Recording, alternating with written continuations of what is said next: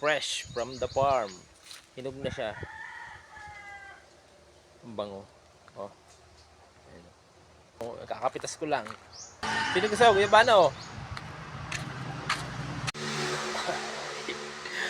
Atin ang sintensya na rin. Guyabano nga rin. Oh, laki oh. Guyabano. Oh, wow, ang lambot. Tas. Oh. Guys. Ano to, seedless. Parang kukunti yung buto ah. Uy.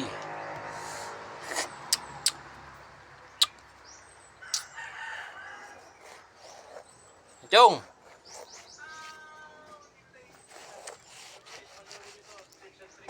Uy. Tamis yun. Ha? Tamis yun. Nihinog nga rin, no? Grabe, sabaw. Ha? Masabaw. Masabaw pa eh. Tag-araw. Tag-araw na oh. Dapat hindi naman sabaw. Hindi tag-araw. Tag-araw na eh. Tama-tama lang rin.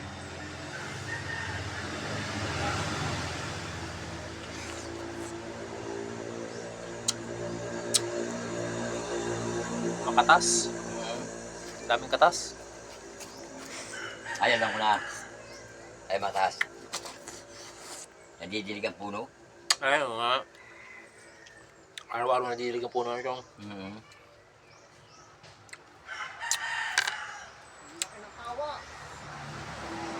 Kain. Kakapit lang, yung ano. No. Pang reserva lang naman tong isang araw. No, sabi ko siya, kinog na, magaling ako eh. Buti pinaalala mo. Ganito ang masarap na guyabano.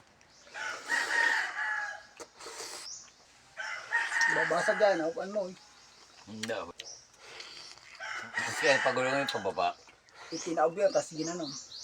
But pa nga na, hindi pa kasi yung ganyan, tuyo-tuyo. Sarap sa blender.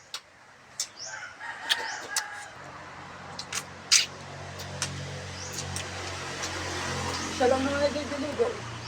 Ha? Siya lang naman. Tapos isa nung ano, Meron na dun ah. yung dinala nyo nung December.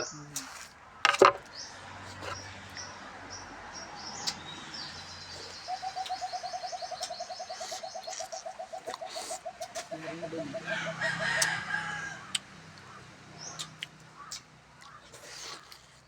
Ngayon yung kalayo.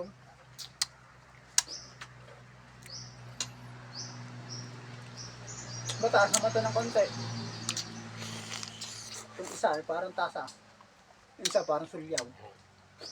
Mas mataas to, parang tasang are. Handa ka naman ng bunga nga nun.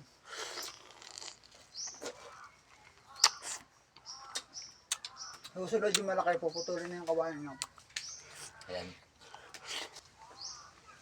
Isa ay bikuan. Gagawin ko na lang. Tumba na Kaya lang. lagyan mo muna sa rep. Utang na rin ang tao na matapos ko rin siya. Sabi siya, lambot na to. Kahapon pa sana ito. Ang sarap! Ang ganda na ano niya, no? Pagkahinog.